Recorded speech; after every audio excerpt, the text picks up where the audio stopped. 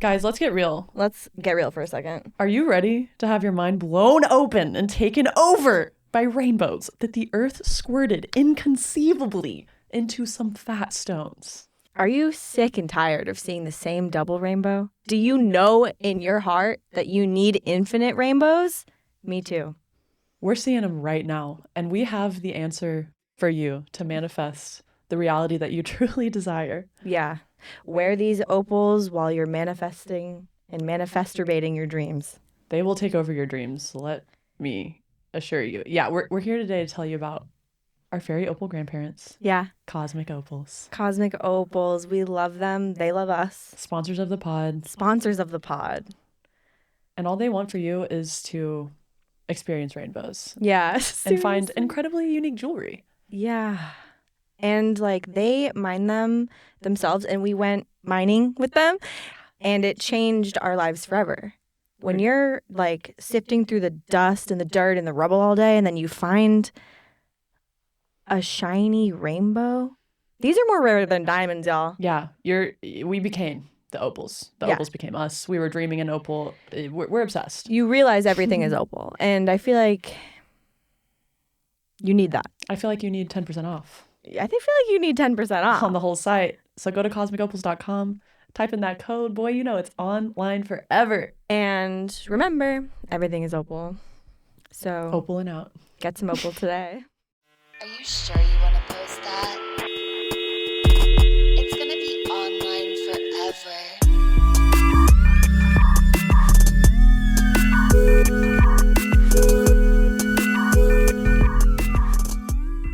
Yeah, what are you wearing today, old Susie? I'm wearing I've never done like a what am I wearing anything online, I don't think. Even, but so this feels weird for me, but this is from Los Angeles Apparel. It's it's like a onesie. Hello. And it's grain. And it's grain. And the skirt is from something, this belt I wear with a lot of things. This is for the visually unpresent people, so give them a little detail. More. Yeah. Okay, the skirt seems like a Clueless type vibe with like, it's kind of plaid-y, and the belt is metal. The belt goes with everything. The belt goes with very everything. important, and I need a sister to it. Yeah, for sure. And then let's talk about the shoes together. We went to San Francisco for Pride because we are prideful queers. Because we are manic travelers. Yes. And did not get fucked. Did do some business though. We did some business. We got some business done. Mm-hmm. And we got some shopping done as well. So yeah, these are John Fluvog's shoes. He is a really cool designer. He was originally like with Doc Marten, and then they were like, you can see the influence. Who influenced who, you know? But John Fluvog is definitely like the artsier, cool person. Yeah, so we have on our little funky shoes, and I have on my baby socks, and I also have on a dress from Los Angeles Apparel, which is red, and it's not containing me very well, so I will probably it'll be another hand-me-down to you. Okay. Hand me up, really. Yeah. And my jacket I also got in San Francisco when we were there for Pride, and it is huge, and I don't know, I just wanted to give a sultry vibe today because we're taking our power back, bitch, and we're shedding our old beliefs. Yeah, we have a lot on the docket today. It's a little overwhelming, you know. We're gonna try to get through it. Yeah, I was thinking about my name on the way over here and how it's like such a happy, like cheerful name that I chose at the beginning of my career, and I was like, what would my alter ego be? And my brain was like, Wanda Winters. Sydney Summers is now Wanda Winters. Yeah, mine would be like Susie Stellar is now depressed and non-functional. No, we're fine. We're fine. We're just angry. And just like, so, I don't know. It's like you have this path and this to-do list, right? And everything is going according to plan.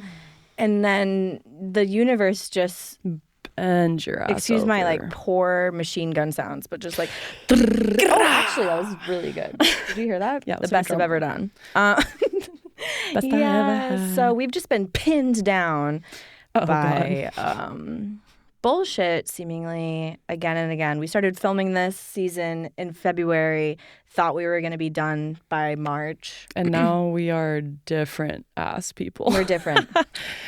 Yeah, I'm so curious to watch this season, like from the beginning, and then just see The dawning of realization. Yeah, I do want to keep it pretty chronological so you can see the light in our eyes disappear. Just kidding. But yeah, I mean, we've had some amazing guests on this season. Yeah. Lena Paul came back and shared the damn some thing. news with us. We had Violet Myers on here, and she's just so sweet. We had the Snake Channeler on here. We had our producer of our jingle, Dude, I'm so Donka. in awe of Violet. I watched a video she was in with a bunch of other porn stars this morning on YouTube, and I was like, she's just it. Yeah. Yeah. She's really the one. I haven't met anybody else that's active right now in this industry that is so tapped in and so grounded at the same time. Yeah. And just like sharing, like the fountain of information always. Fountain. Also, I can't remember if we talked about this. We're just back in the studio for the first time in several literal months, and we came back a couple days ago and recorded our final guest episode. And I think we might have talked about this in that episode, but just to run it back, no more male porn stars are coming on this podcast ever again. This is the last of that. The amount of time that we have wasted editing out the dumb shit that they say. Because when you're in the pod, it's hard to call people out in the moment because you don't want to like make them feel too censored because you do want them to say some stupid shit, but like you don't. Yeah, and like I feel like we trust our audience too because you guys literally, you know. You're here for us. You're here for us, and you're seeing these guests as well. And I feel like they reveal themselves all by themselves. We don't have to do anything. And people see what kind of person you are when you come on here, honestly. And for the most part, like, we love all the guests that we've had for on sure. here. That's why we have them on. Besides one really big exception and a smaller exception, both of which are men. And both of which wasted $1,000 of our money this year. Yeah. So that's annoying. That's just the beginning of it, truly. Yeah. And the amount that they owe in damages is astronomical. 6 figures. 7. Period. Let's just jump right into it. Let's go, babe, because we watched this back and... Yeah, so on, I believe, March 16th, we came in here and shot a podcast episode with somebody who has been outed as a serial violent rapist, abuser, awful person, whatever. But there's so much that we need to talk about this person, like simultaneously not wanting to ever talk about this person ever. So it's confusing. And we haven't watched that episode back until a couple of days ago for a number of reasons. Because we were so traumatized by the situation. I'm just going to give you a couple of bullet points here to keep it really fun and cold. But okay, so we had him on the podcast. He's a piece of shit. I knew this, but went against my intuition for a number of reasons. And hindsight is very much 2020 in this case, in every single fucking way. 2020. I'm just gonna say that, like, when the first rounds of accusations came out, he was on vacation with a couple of our friends, and that made everything seem like not real, because like 2 rising stars in the industry are like in Europe with him, and everyone's like, if they're okay with it, it can't be true. So I guess this isn't true. And yeah, we had him on the podcast. I really don't understand why we ever wanted him on. I think because he is insane, and we did want to call him out a little bit. Later, which we did. Yeah, the whole episode. That's true. And the whole time he was thinking like, keep talking your shit because I'm gonna you after this, which is what happened. So I went to his studio, which is his house, alone. Never do that. I tried to bring friends with me. He didn't allow it. Same day as the podcast. Literally hours later. And after filming with him, he immediately was like pressuring me to come over. And I was asking my friends, like, should I, like, literally like phoning friends, like, should I do this? I have a bad feeling. And it's no one's responsibility to tell me not to do something that, you know, everyone in the back of their mind probably felt like was going to be harmful to me. It's a bad situation to put everybody in. And I was asking 2 people who had worked with him before, who hadn't yet dealt with their traumatizing experience, because guess what? when a woman is being raped, she's gonna just shut down because that's the way you survive it. And after, you tell yourself that you enjoyed it until reality comes crashing down on you, and the time frame of that varies with everybody. Yeah, and that's outside of this industry, which is where all of this happens. So there's an extra multitude of layers on top of that, which is that you want to monetize things. You have like networking to do and like other people who you're accountable to, and like it just blinds you further. You don't want your fans to view you a certain way. You don't want to talk about this even in your personal life, let alone online for everybody to know about. And okay, so I went over to his house, had a bad feeling, should have left. Yes, of course. I'm the one that knows that the most, so nobody needs to tell me that. But immediate bad vibes, went over a couple of things. He immediately was like, I don't really feel like filming today. Like, let's just fuck, like, blah, blah, blah. And I'm like, no, I would never just hook up with you. I don't understand. I understand a lot of the victims were, like, really charmed and swept away in his very calculated persona of being like love bombing and charming and like all these things. That did not happen to me. I was never charmed by this man, and I just want that to be known because I haven't heard that like side of things. I feel like for the most part people's stories were a little bit different, so I just want to offer a different point of view. This is really hard for me to talk about, but okay, so I told him my nose. I said, don't spit on me, don't finger my ass, and no anal today.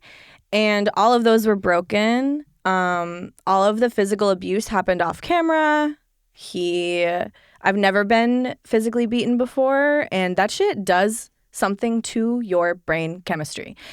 The first thing that he did, he was on top of me and like trying to start having sex with me. He immediately is like, you're so cool. Like, I hate when girls complain about fluffing. Should have left right then. Ew. But guess what, babes? Loaded gun next to the bed.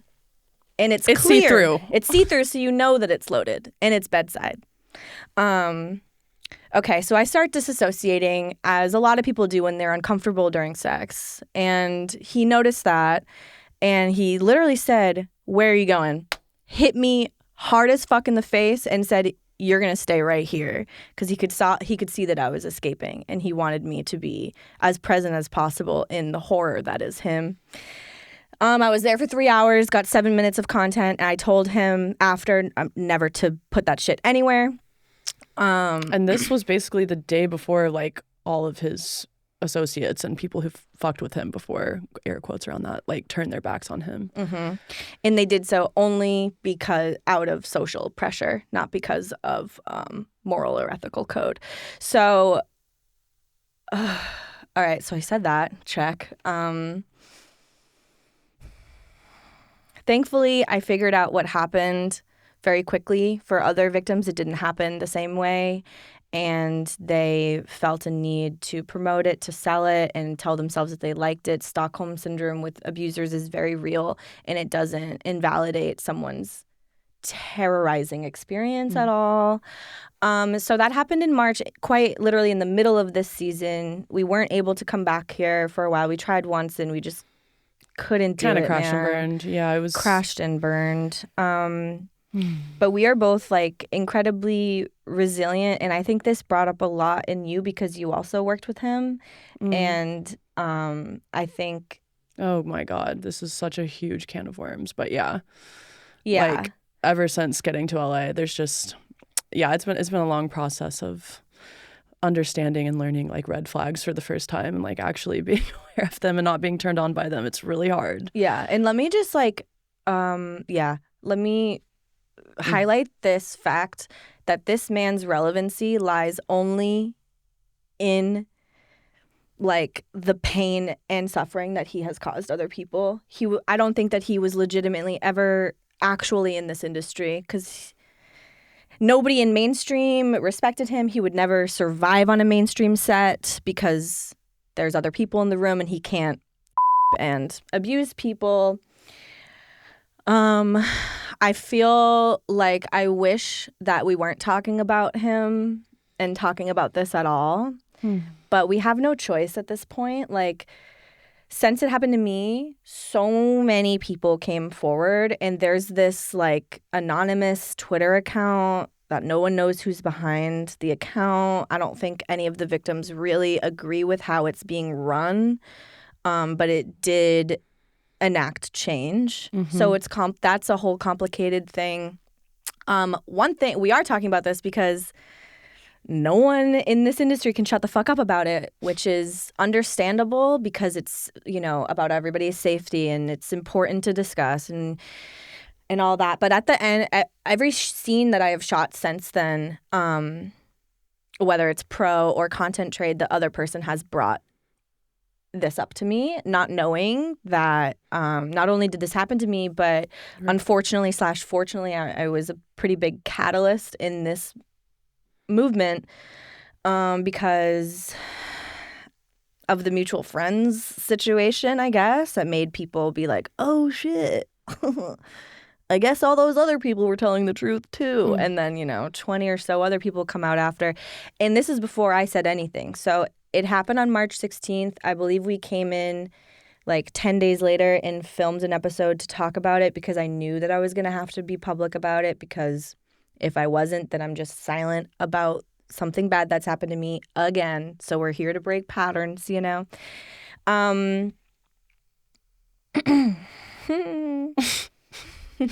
You're doing great, babe. Thank you.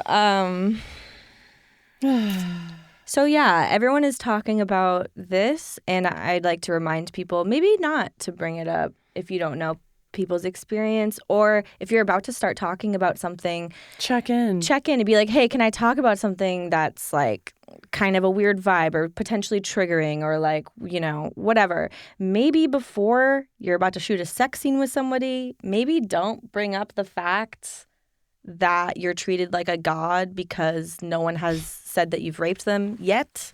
We worked with the skin plumber. Sorry, we were going to work with the skin plumber. His alias. Yeah.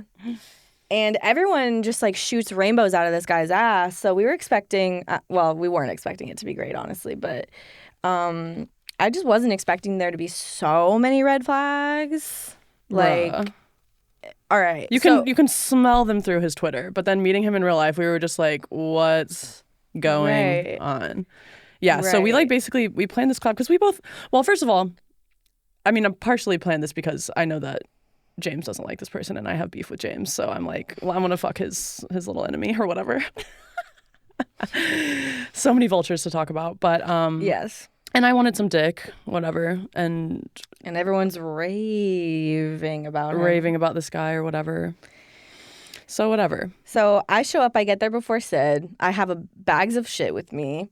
He doesn't show me to the door or let me inside to put my stuff down. He's just like in the driveway waiting for her. I know her. I know she's going to take like 15 minutes or something. So I'm like, I walk to the house myself, but I'm like, it's not his house. It's never actually their house. You know what I mean? But also this guy presents as like my read was like quiet, blue collar, like brass and tacks kind of a horny man. Okay. So the fuck? Why would he not take your bags, sir? It's not even that. Just let me inside. Girl's got to pee, okay? Hour and a half of traf. All right. So I was like, I had just shot a scene with Brazzers and I was showing him this funny foot flashlight that I had filmed with just to like, you know, funny make foot conversation. That I had it's like, with. This is great. This is funny. And he was just like, kind of like, oh, yeah, mainstream. Yeah, it's probably good to get in and get out, right? Red flag. And I was like, no, I actually like it because the more people that are in the room, the less likely it is that I'm going to be raped and harmed. And then he was like, oh, yeah, are you a part of that Telegram group? And I made it extremely clear immediately. I was like, I don't want to talk about that. I'm not in that group because I can't handle being in that echo chamber of sanity. Trauma. I was like, terrible things happen to me from that. With that, I don't want to talk about it, whatever. And then he goes on a tangent about how terrible it is, how he's treated like a god because he hasn't raped anybody, and how the bar is so low and how bad that is. But while he's saying it, he's bragging about it. And it's like, okay, if you're saying how bad it is, you're still it's and I'm just like, wow, all of these men who aren't on the long list of abusers in this industry Think they've done no wrong. And like in a video game, they're going after the destruction and like picking up all the coins, literally money, profiting off of all of this trauma from all these women. Meanwhile, like trying to maintain this like woke figurine version of themselves for everybody. And I see right through that shit.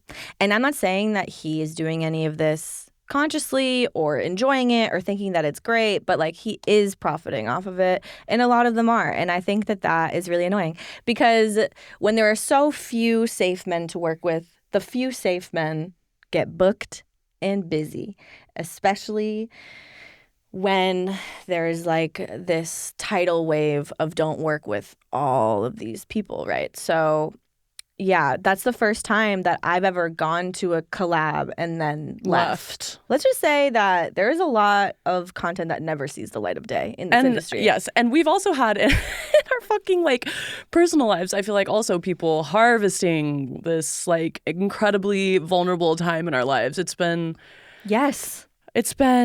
really the white knight. Yeah. Little vultures. Men love to be around women who have been freshly raped because it makes them seem all right. Dude.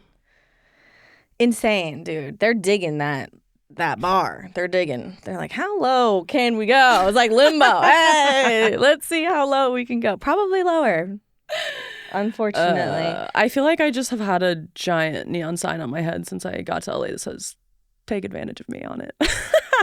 And it's like only the fucking creepy narcissist sociopaths can see it. I feel like I haven't had the same experience with LA as a whole. I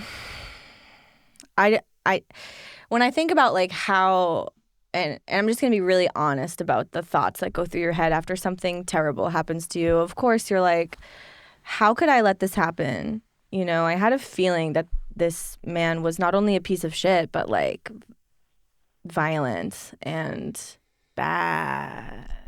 Well, we were like had a whole different like brainwashing about the industry at that point. I feel like there's like really like culturally this script that a lot of us adhere to. I don't think this applies to you as much either, but one about allowing men to like basically do whatever they want to you, and that makes you good.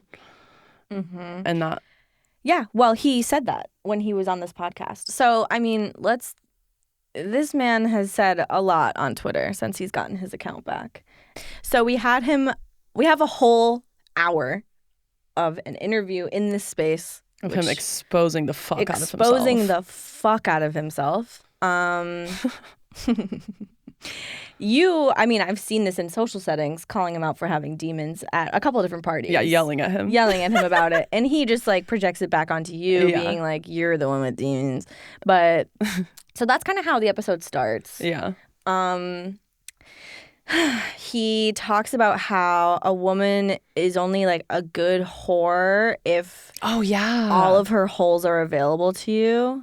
Let me just say that like watching this video was energetically fucked. Dude, it was such a vortex. Because, like, well, for me, I'm like, I had reframed this video, like, over and over in my mind and made it this, like, huge fear of, like, us being, like, ditzy, like, idiots or something. And just, like... You rape people. Yeah, and just, like, allowing him to walk all over us. But we weren't even acting like that. Mm-mm. And literally, I can see him manipulating me in real time. He pulls up, like, old conversations from over a year ago. I'm sorry, but asking someone who's gonna fuck you if they've had a vasectomy is not inappropriate. And if you're in the industry and you don't want people to ask you questions about your dick, then get the fuck out. Also get a vasectomy. Stop playing. Your DNA line needs to end with you. What a legacy. Hope the family in Boston's really proud. Some of them probably are. Anyway, so he exposes himself for a full hour. It also corroborated. I wasn't expecting it to just dead ass corroborate. He's so fucking see-through. He's so slimy. It comes across really, really powerfully in the video. Mm-hmm. And at first we weren't even thinking that we could ever even watch it. Yeah. Like, it took us so long to sit down and Because we were scared it. of him. He was so scary. I mean, the thought of watching it is scary. And yeah, like a man with multiple loaded guns who rapes people violently professionally is terrifying. Yeah, for sure. like I was so... I've never been as scared as I was earlier this year. And then when we were in the DR and he literally broke into our friend's house, like that really validated everything I was feeling. I was like, no. But don't you feel bad because he's being cyberbullied? You stupid piece of shit. No one deserves to be canceled. Little puny, warty ass dick boy. Wart dick, bro. How are you gonna get back in the industry with your wart dick? Yeah, everyone can. Plotting on who?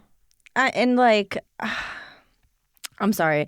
This man is just like such scum. It's so hard to describe. Like, clearly, this dude was in LA for 15 years trying to make something work. Nothing's working.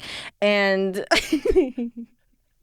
he's like trying to like eat his scraps all over town. And, you know, he comes on here and says Sky Bree asked him to be his girlfriend. No.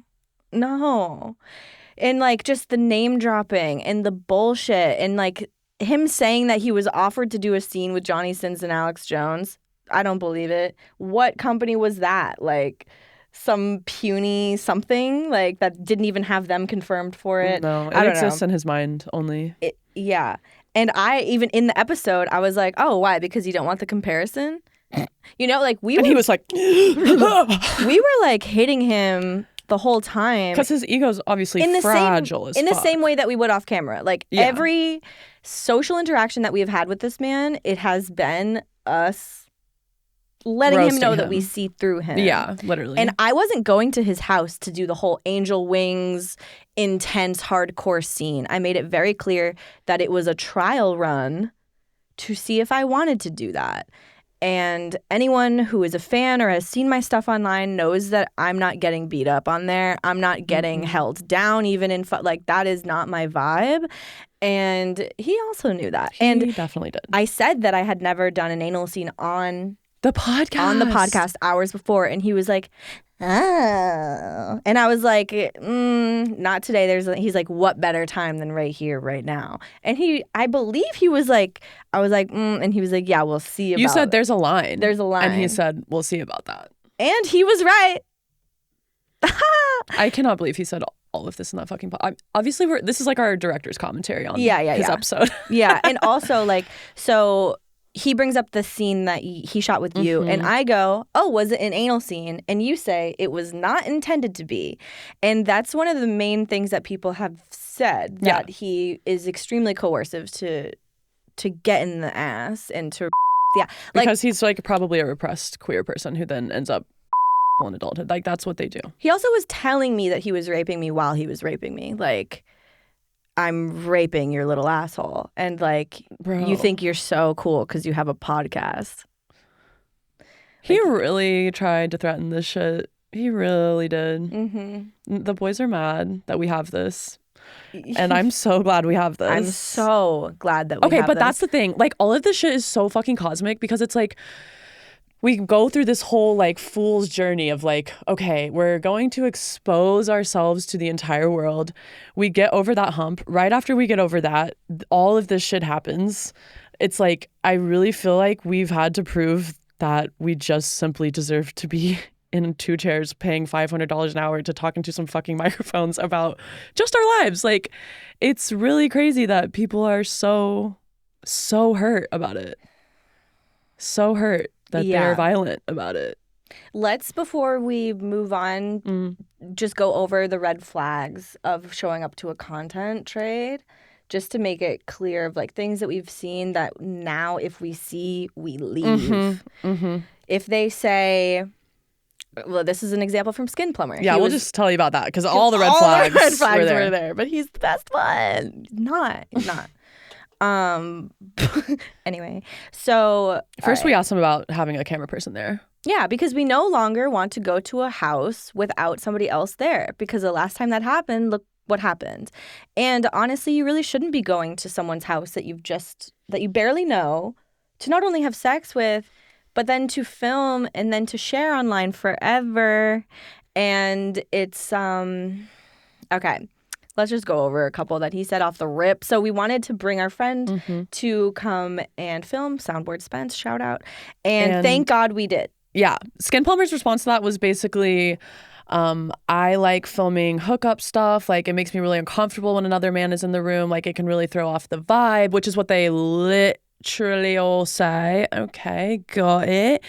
And and he likes to make, like, this is also something they all say, really like shitty looking content. Yeah, he's like, bro. I like it if it just looks like shit. I like my fingers. If there's fingers in the way, if it's fingering the shaking, if lens. it's upside down, if it's filming the ceiling. That's I dropped the phone. I dropped the phone. That's how we start. Like, he's like, I really like it to look bad. And we both were like, oh, we like to have content that looks good. And he was like, what? He was just like, oh. And we had a whole idea. We were like, what if we kind of like bossed you around a little bit? And he was we were just like, we just want to be bratty, basically. Yeah, we wanted to be bratty. And like, we weren't going there for him to dominate us both. No. And that was never discussed beforehand. And we get there and we say that we want to like be bratty and like use him kind of, you know? Just and like be in control of the scene more. And he did not like that. No. It was very, very, That's another very red clear. Flag. Also, he dropped that he had been on Netflix immediately within 10 minutes of meeting him. Okay, got it. So if they're an actor, if they're adjacent to the entertainment industry in any way, which Alex Philo also is, red fucking flag. Weird ego problem. Red flag. And also, for the fucking record, you put your own real last name on the internet, so it's fair game, bitch. We're not doxing. Oh, Alex you. Gomez Philo?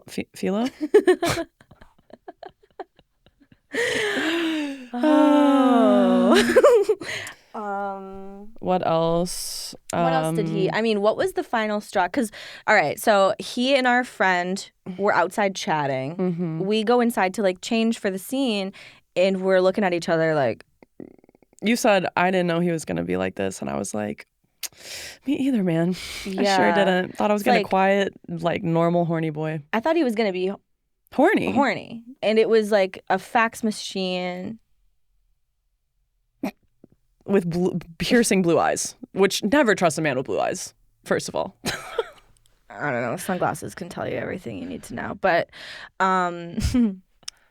What is there anything else that comes out to you from that experience? Any other red flags? I can think of others from other things, but it's usually like, if it's like, I just want to fuck, if they don't want there to be some sort of like structure to the scene.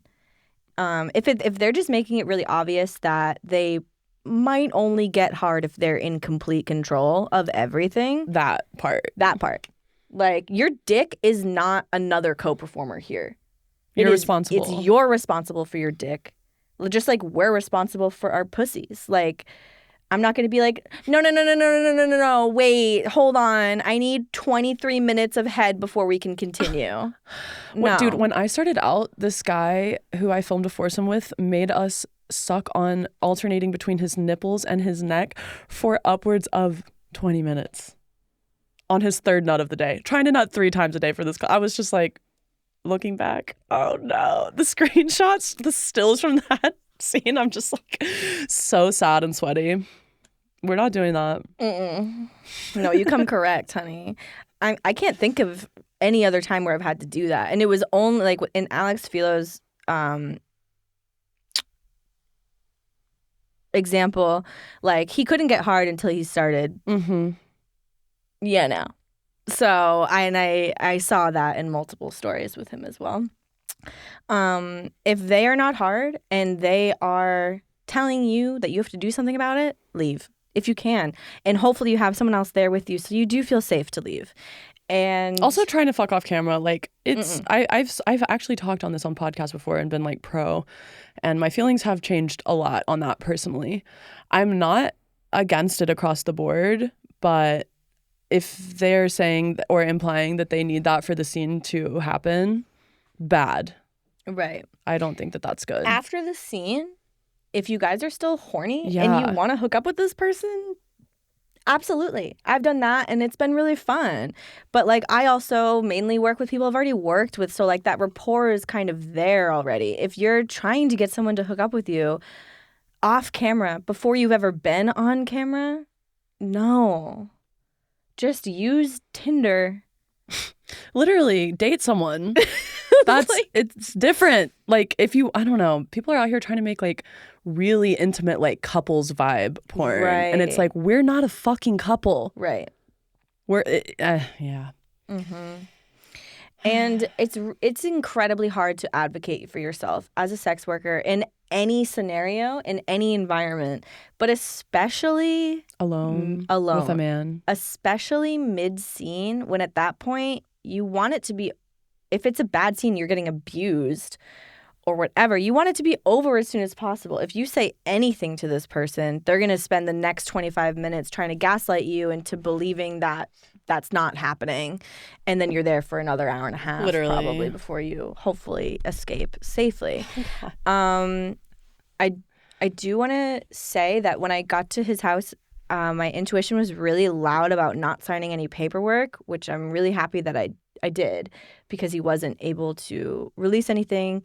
And also on the way out of the door, after giving me one of his stupid hats and a cookie, I'm hand on the door handle, like traumatized as fuck, not in my body, not in my mind at all. And he's like, wait, the consent video. Fucking clown. Never sent it to me. If he did, I would use it because it's evidence, because I'm looking in the camera and I'm like, blink twice if you're okay. Blink twice if you're not okay. I can't do either, or whatever the fuck I said. Like, I'm so obvious. Sure he deleted that and threw it into the digital trash. Which has probably been, filled. Yeeted, bro. Yeeted into outer space by this point. I doubt there are any fans of him listening to this because there aren't any. But he has. He has his little tater tots. But they're all new fans for the most part. It wasn't until. That doesn't mean that they're not gonna fucking try to get that content, bro. Oh, I know. That for fucks sure. me up. Oh, for sure.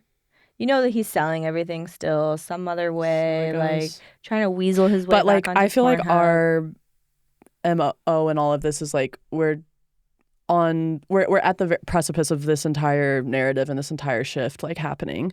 So even though there's always going to be men who will pay for really abusive content, like what is the narrative that encapsulates this for like the industry right now, for like the people who are trying to do their best, And it was very different. It's very different now than it was 6 months ago. I think people are, I don't know, this feels like Me Too obviously already happened in like mainstream, the mainstream world.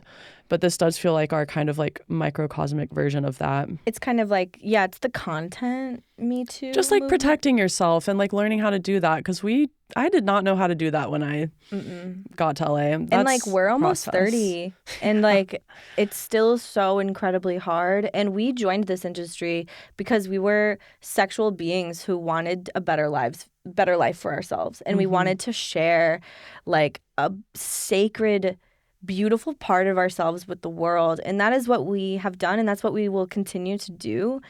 But we're not here to glamorize the industry, and I think that's clear with this episode and a couple others. But like it's a really idealized space, and girls aren't going on their Twitter and talking about hardships a lot of the time. Like for me, I post my titties and I go. I'm not going on social media to like be open and vulnerable because that's not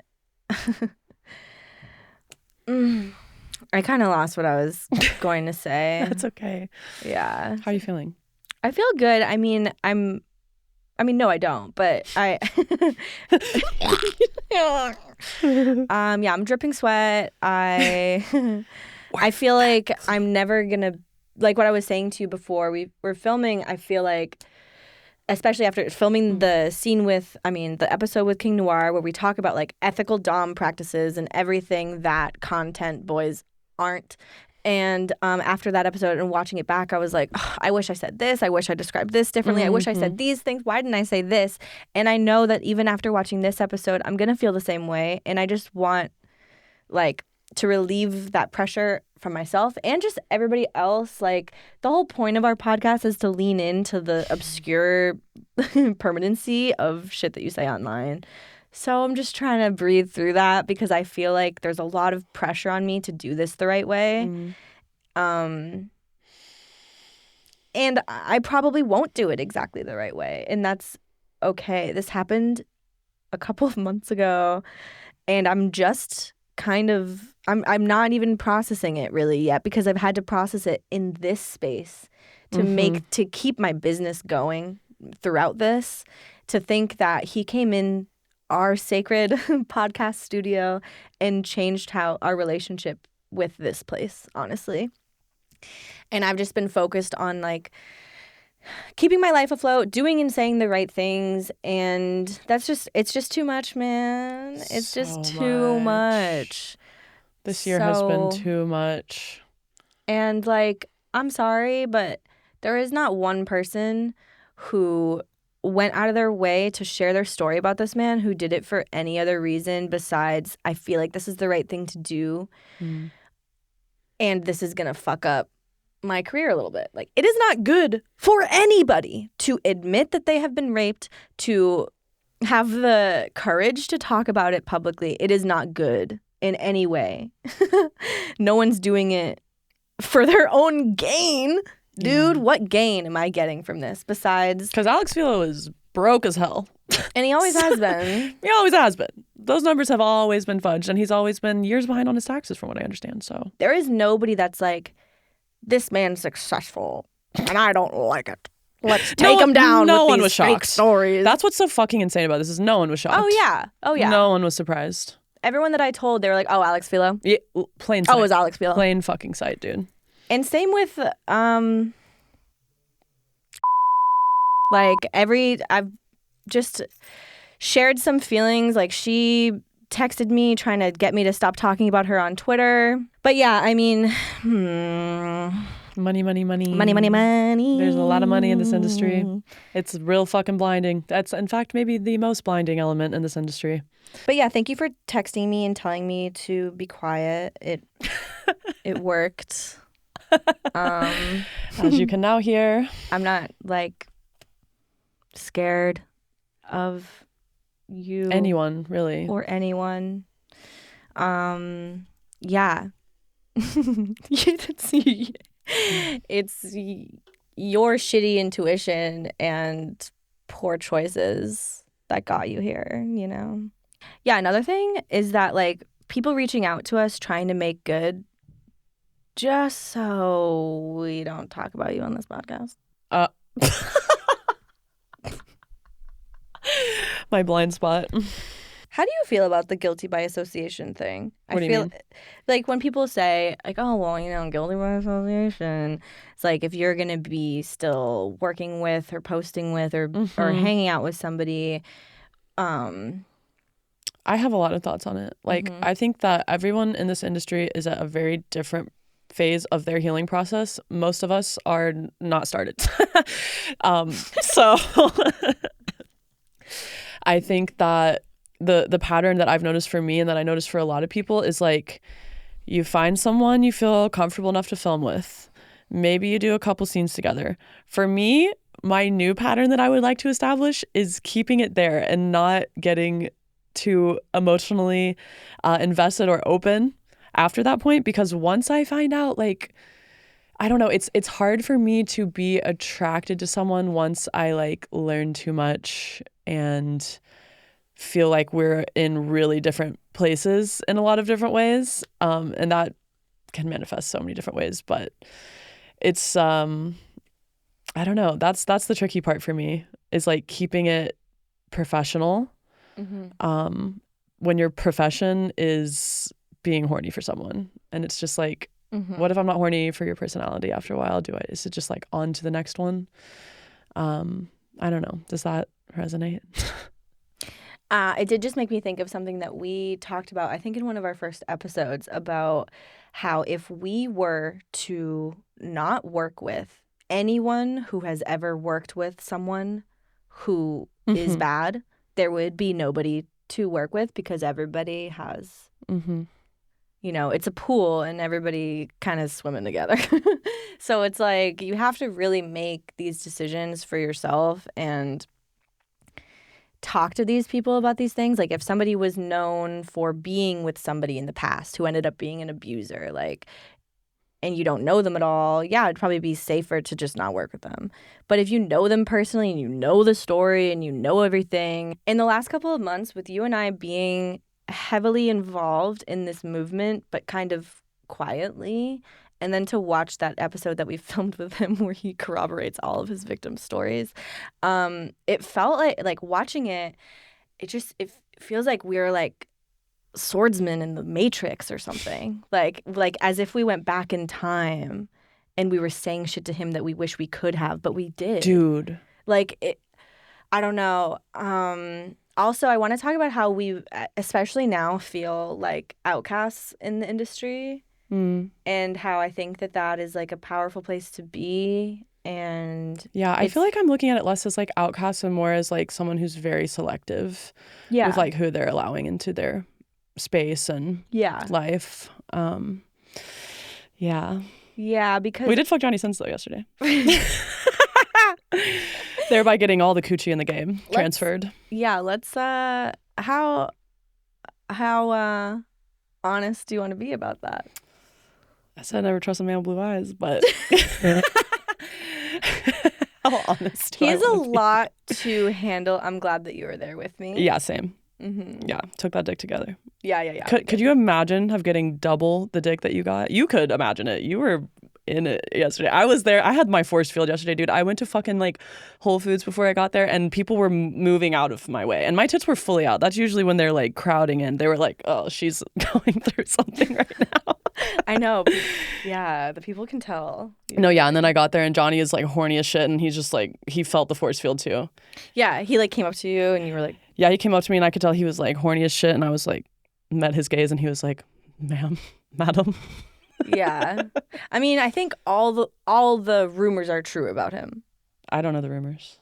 I mean, all the sexual things that he does, like the fingers in while he's fucking, like things that I've seen girls talk about, I saw for sure. Yeah. And also, like, it's the hype is real. The hype is real. And also everybody does say like he's really passionate and like really intense but very receptive, and you just have to tell him like a pit bull or something. Yeah, like he had puppy energy for sure. Yeah, for sure. It's like I had a great time though. I needed to get fucked. I need to get the demons fucked out of me. Some new demons fucked into me, you know? Yeah. He did that. I feel like it was like a baptism for our pussies, literally, because we both. I can't wait to see when he made us squirt at the same time. Good shower. We squirted at the same time? I'm pretty sure. Was he? I don't remember. Oh, maybe he was dicking you, fingers in me. Oh, nice. Yeah. Nice. Would you film with him again? Yeah, I was actually thinking about would I film anal with him. I was thinking the same thing. Yeah, because anal threesome? Crazy. I would only do that with you, I think. Could you fucking imagine? Anal sex, dude. You know what's crazy? And I don't know if this is a problematic thing to say. Maybe you should let me know. But I feel like I would be less nervous with a brown or black dick for anal because it would be less obvious if it's dirty. Oh my God. That is valid. I was fucking on a brown boy in my booty the other day, and I turned around and I was like, "I'm clean," and he was like, "You're not," and I was like, "Oh, my bad, bro." That's when the ass cleaning obsession really started. Let's go into the anal obsession for a minute. We went into this when we had Donka on here, but we touched on it, and I don't even think we're glanced upon it. Yeah, we're not authorities on this situation, but we're picking up some swirling things that are being put down. Yeah. There's like a lot of shit swirling around the butthole, particularly the female butthole. Yeah, I mean, I think it's like it can't help but feel like an ownership thing, a dominance thing, a control thing, just inherently, because things come out and you're going to go in there and say, "No, I'm going in," you know? It's like it's doing the opposite of what the body wants, kind of, in a way. Obviously, you know, we have orgasms anally. It feels good. It's enjoyable. It is. But this whole means a lot of different things. Yeah. This whole comes with baggage. But if a man is trying to pressure you to have anal sex, run away and never look back. No, that's your hole. And like, yeah. it's a very, very special portal. And it's, I don't know. I don't want anyone I don't trust in my ass anymore. Yeah. That's scary. Yeah. I mean, after what happened, obviously, I was feeling like I really wanted to redo the experience, and like I wanted to have anal sex that was what's it called? Consensual. What's that word? I just can't. Right, to kind of like absolve my anus from the trauma. I was like, I need to have anal sex with someone who I trust, and that's when. Oh, let's just cut to him right now being a dumbass little idiot in the stew. We befriended someone in the industry who I thought was going to be our friend for a long time. And it felt like we had a real friendship, which sucks because he was really there for me after what happened in a way that other people in my life weren't able to, because they were secondhand traumatized by what happened to me, that's a whole other thing. Is that when something really fucking terrible happens to you, it traumatizes everybody around you, and that will show up in different ways and sometimes seem like it traumatized them more than it did for you because you're the one that experienced it, and it's your brain that put it somewhere the fuck else so you can keep on trucking along. But so yeah, James was a really good friend of mine, and I won't say more than a friend, but he was different than just a friend. I feel like he made himself valuable in a way that hurt more when he left than just a friend because of his relationship to the traumatic event and stuff. Right. Yeah, and like I never had any more feelings for him than like just a friend, but it felt like vulnerable. Like I would say that you and I are more than friends, like, and it felt like that type of thing, like the longevity, like you could trust you could really trust them. Yeah. And I think that he has a bit of that white knight syndrome. And I don't think it was, again, like conscious or with malice or anything like that. But yeah, he swooped in when I was in a really vulnerable state. I think it's his natural way that his like wounds are playing out was for him to fulfill that role. And whether or not that's intentional is like kind of hard to say either way a lot of times, I think. Also, I've realized that I have mistaken people's anxiety for being a caring person.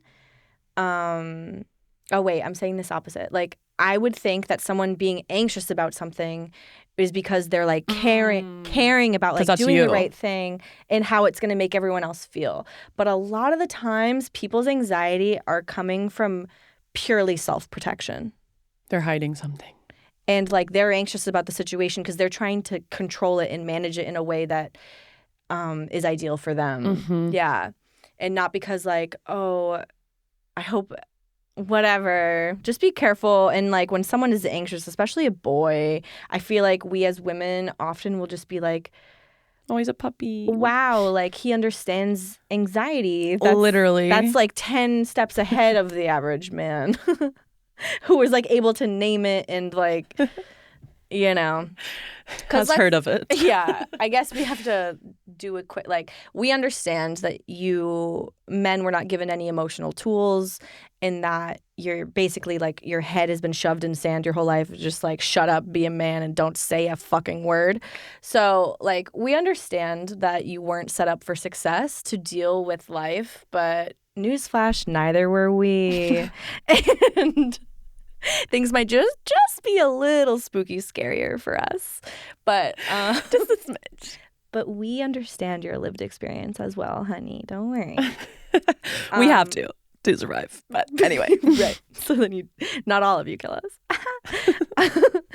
Yeah. So we don't know what's going to end up with this whole thing. Things are still very active and alive. Yes, they are. Way too alive. I really hope that he does not hurt anybody else. We're talking about Alex Velo here. Hurt anybody else and just quietly goes off somewhere. But even if he never shoots another video again, like he's just going to find darker corners to do this in, which they all do. I hope he like does ayahuasca or something and like sees. Oh no, people like that don't want to do ayahuasca. That's way too much for them. I swear to God, bae. Yeah. No, that's so true. Yeah. I don't think he's ever going to realize what he's done. But deep down, I know he fucking knows. You know what's so crazy is that when like people were talking to him and like confronting him and stuff, I remember The intervention? no, Oh, just before other- that. Oh, before. Yeah. Oh, okay. Yes. Like I remember people saying to him that he might be a sociopath and him like acting like he didn't know what that even like was basically, but he literally said on our podcast he was talking about sociopathy, and I'm like, you are such a little manipulator. It's ugh. The thing is that they never clock out like men like this. They hide in plain sight and they never clock out of their ongoing manipulation because they're manipulating themselves the most to be able to continue their journey. Believing that, yeah. Yeah. I mean, yeah, there are very few safe men to work with in this industry, and those are just the facts. And also, like, a lot of women are not safe to work with, I would say. And, like, that's a whole other conversation. But, yeah, I will not vouch for any man in this industry. I will work with them again. I love some of them, and I have a great time working with them, but I will never vouch. No. I will never say, yeah, you should work with him. He's a great, safe person. Because at the end of the day, that's just how they are with me. Mm-hmm. And at the end That of the one day, time. like, why would I Vouch for a man? No. But I will continue to work with the men that I feel comfortable with. And I will continue listening to the Dread episode of our podcast whenever I need a confidence boost, because honestly, it's our greatest creation so far. And honestly, that's been released. everything that he said, a lot of stuff. I actually want to go back in that episode and make new social clips because he said a lot of really great stuff about content boys. Before we were even really like... I listened to it literally yesterday. Yeah, before we were even really like talking about it and calling them content boys and like having that kind of divide between... he identified that shift that has happened because of the internet, honestly. Yeah, there's content boys and there's pro dudes. And I'll take a pro dude over a content boy any day. Just throwing that out there. But Dredd did say like that OnlyFans happened and all these content boys came out of the woodwork, right? It's everyone with a dick and a dream. And and they're like, I can do it, you know? And they can't. Maybe they can in their own house where they're in control of everything. If there was another person breathing in there, there'd be no blood to their dick. So, and I remember him saying that, and I don't even think I fully processed some of the stuff that he was saying, and I wish that I did more.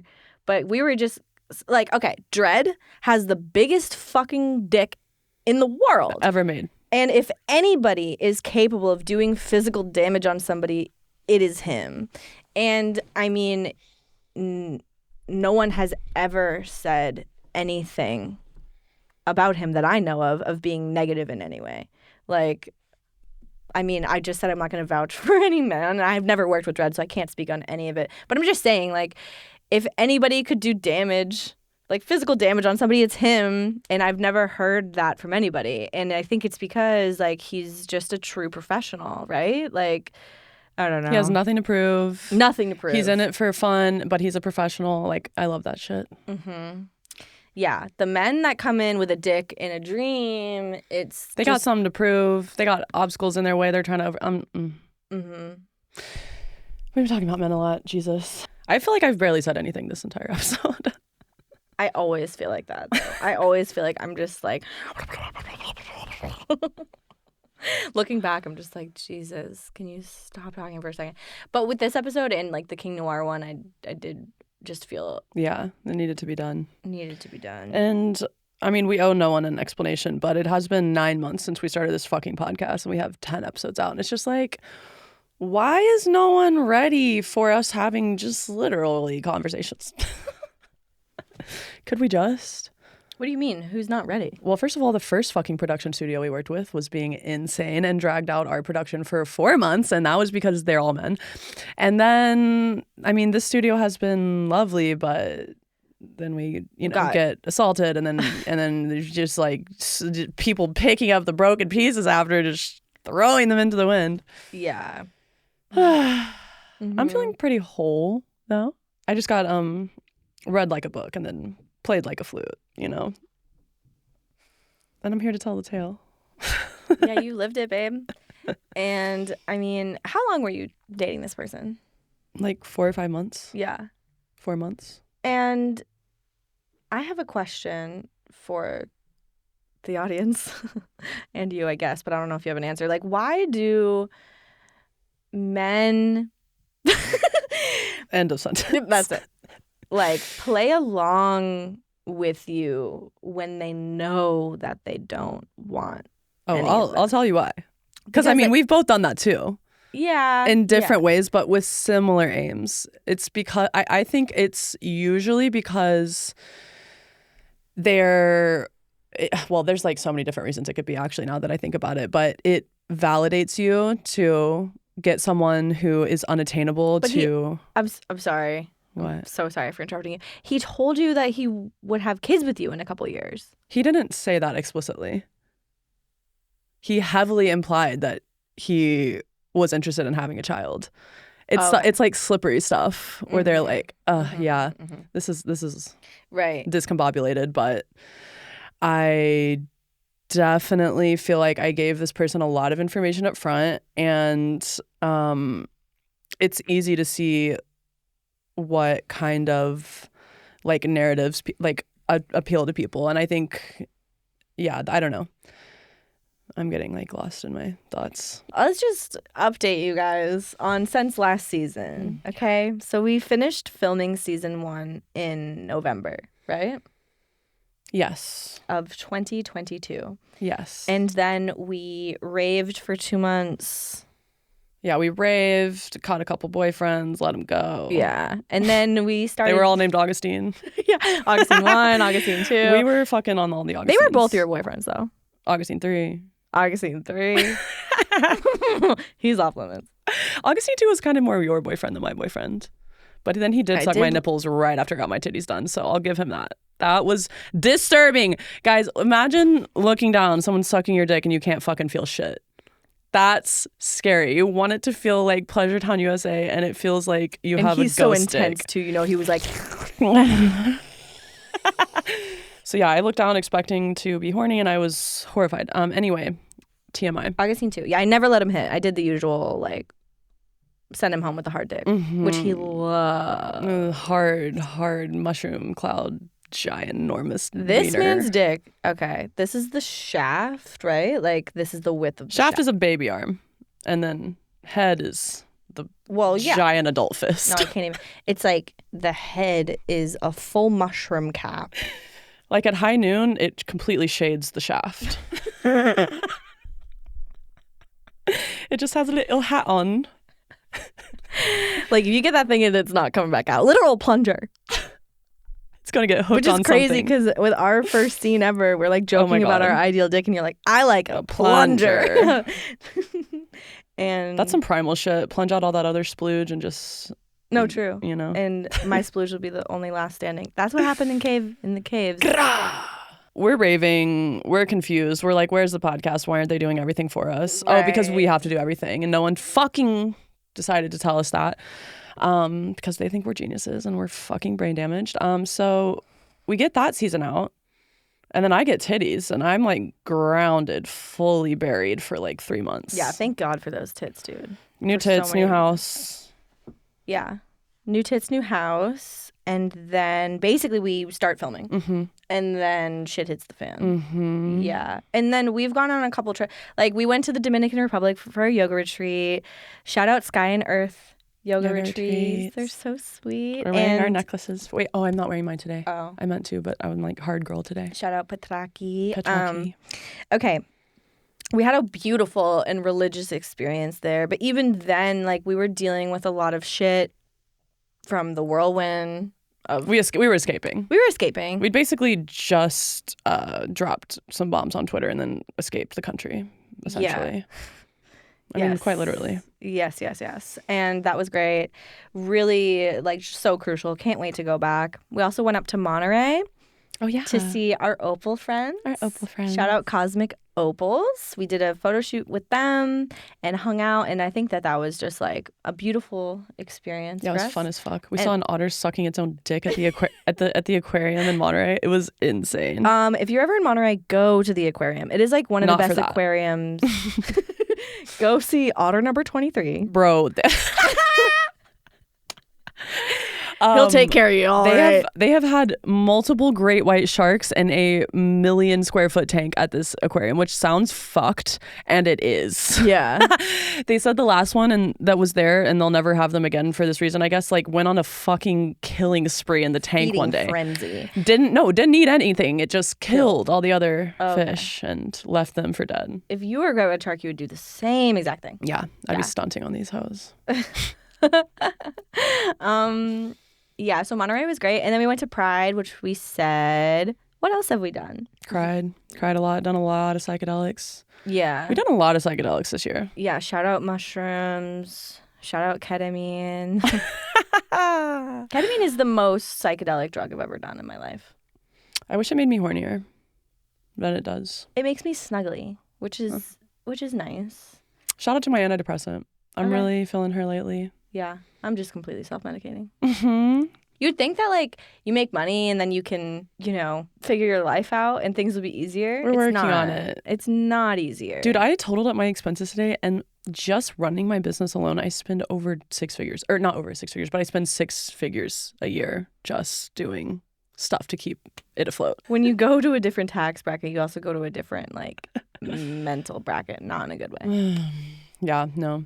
You sell your soul a little bit for sure. My ideology about money has never changed. I love that. Mine's changed a lot, and it needed to. Yeah. I mean, when I had no money, it was like, less than 1,000 to the name type thing. My relationship with money was the same. I feel like I just refused to think about it in a certain way. And I feel like I'm still in the same way, but I wish that I wasn't. Like, I don't know. I wish I could rein myself in and structure myself completely, but I am just not that person. And if I was, I would be having a completely different job and life experience if my brain worked that way. But it doesn't, and that's why we're here. Oh, can I see your list of things? You feel free to start beatboxing. Make the butt swab extra nasty. Oh my God, I was going to ask you about that actually. That is so off topic, but have you noticed how much the instructions for the butt swab at CET has changed? Have you realized how much the instructions have changed from when they started implementing the butt swab to now? Because they used to tell you, make that shit dirty. Like, they would literally say that to you. They'd be like, the dirtier, the better. I thought you were talking about, first of all, it says butt swap. Okay, so I was thinking of, a cum swap from butt. Back and forth forever, farting it into each other. I'm sure that exists. Oh my God, I just actually got so nauseous. Dude. How does that make you nauseous, but you can watch the entire trepanation shit on Hamilton's Pharmacopoeia? I don't understand. Dude, I mean, that's fair. I don't know. Actual surgery, I can't watch, but somebody like drilling a hole into their own head, I'm fine. I've meant to Google that like 3 times since we watched that The episode. trepidation? Okay. Is it trepidation or trepanation? Also, to closing thoughts on the butt swap, aka butt swab, they now give you a cleaning swab before. I'm like, were they getting so much poop that they were like... Okay, let's give them some context for this. So a couple... 6 months ago. 6 months ago, we started having to swab... 8 months ago. 8 months ago, started having to swab our throats and our buttholes. And not in that order. For chlamydia and gonorrhea, because it came out of... All right, everything hits the sex worker realms first. We know when the economy is going to crash. We know of, like, new diseases. Everything except human rights, but... But yeah, basically there was a new antibiotic form of gonorrhea. There's, like, freaky shit happening. Antibiotic-resistant form. Yeah, what'd I say? Antibiotic form. You get a gonorrhea that actually cures other shit. No. Okay, so we found... people in the industry found out that you could get gonorrhea and chlamydia not only in your genitals, but in your ass and in your throat. So like someone like girls and guys and everyone in between, if they'd never even had anal sex in their life, they like did the swab and they're like, what?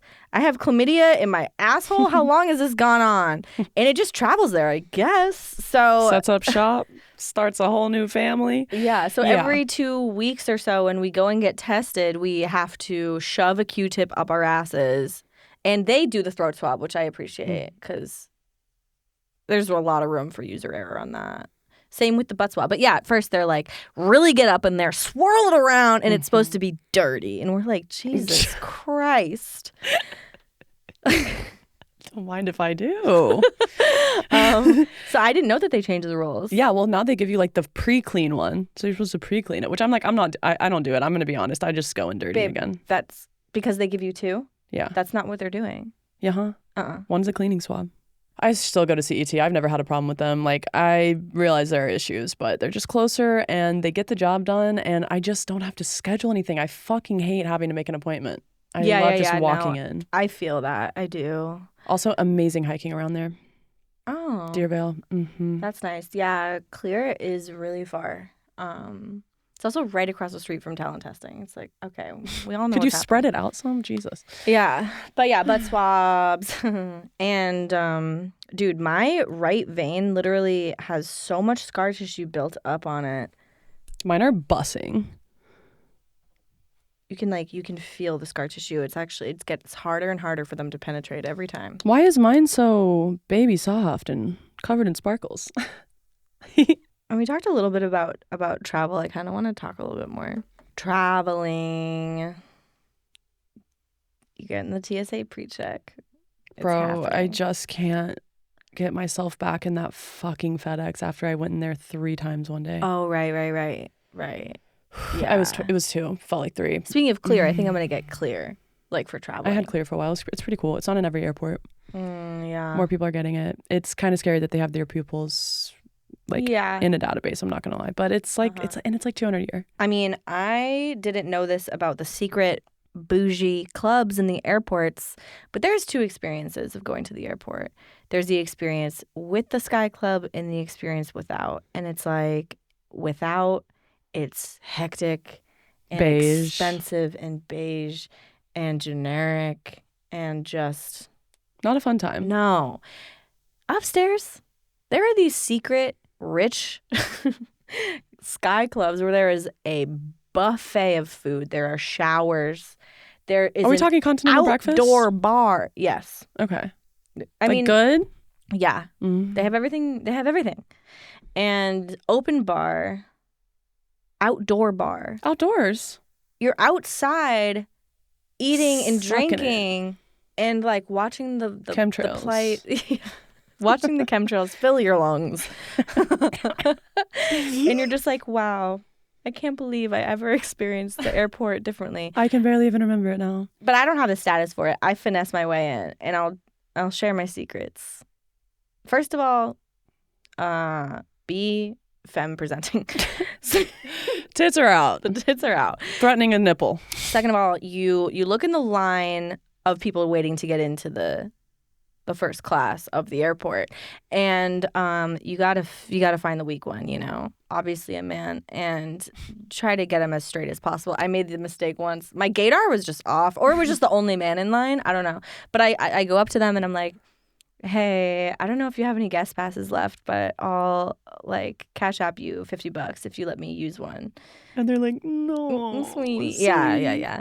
And but I went up to this one guy and I said that, and he was just like, nice try, honey. And I was like, I mean, we can still do it as friends. It's not like I talk to them after anyway. Like, okay. But He's yeah. like, I'm keeping my guest pass. Thanks. Move along, floozy. But yeah, if you can finesse your way up there, go up there. It's amazing. Yeah, I need a new credit card situation. I had great credit for a while and I've just fucked it this year. This episode was weird and hard, and hopefully not that weird and hard to listen to. But I guess this is the last episode of this season. We've been haters. We're lovers. we can still hate as lovers. And I am so grateful to be able to reevaluate my relationship to my career, because I love my career and it's so fulfilling, and I'm so glad I finally have one, and I'm glad to be putting one foot in front of the other. But I am such a different person than I was when I started. I guess it's been almost 4 years now. And yeah, I'm just really excited to learn more about protecting myself and nourishing myself. And I am happy that that is a part of my life. And I'm excited to incorporate that more into my work more and more all the time. And I'm so proud of us and proud of you. And I'm glad you got to say what you got to say this episode. And I know that it's stuff people need to hear, and we are truly divinely blessed. So I want to say thank you to you. I feel like if I didn't have you in my life during this time, I would be in a much different place. And I've been just really proud of you, watching how you have dealt with all of this. And I've just felt very like safe and solid beside you. I love you. I love you too. Thank God for this pod, dude. And thank God for all of you. We love you so much. And this is like so much fun for us. And just because we had a really big, scary bus crash into it doesn't mean that we don't love it any less. No, it only means we're sticking our heels in the dirt further. Yeah, for sure. For sure. We have a lot of exciting things to share with you on and off the pod. It's hilarious that we started with as many resources as we did. You know what I mean? We didn't start like in our basement. We're like, we're getting a studio and we're just going to fart into it. And I'm excited to see what we do next season. It just doesn't feel, nothing ever feels finished, but that's the whole point of life. Nothing is finished until you die. And not even then. Happy omnipresence to you all. Yeah. Happy impending omnipresence. Keep your friends close. And keep your enemies far the fuck away. What's one word to describe Sydney Summers in bed? I don't think our scene was that intense, but I don't think it was like, I've shot some really fucking crazy shit, man. What is your most intense scene that you've done? I can't talk about it. Sex addiction for me, it's like being addicted to like cocaine. I've gone to the Oscars, I've gone to the Grammys, I've been offered to do a gangbang. The only male talent is myself, Alex Jones, and Johnny Sins. Fuck. No, I can't. I'm sorry. Why? Is it the comparison? No, fuck no. What? I'm super confident in myself. You've never done anal sex on camera? I've never done any else. Don't look at me like that. There's a line. There's a line? Yeah, but who better than me? And when better than now? For me, what's the hottest is like knowing somebody is like genuinely fucking filthy. I love like pushing somebody to like their true potential, and like having anal sex is like, you cannot be like a certified I'm fucking unless like all your holes are getting used. To be a real whore, you have to get every single one of your holes used.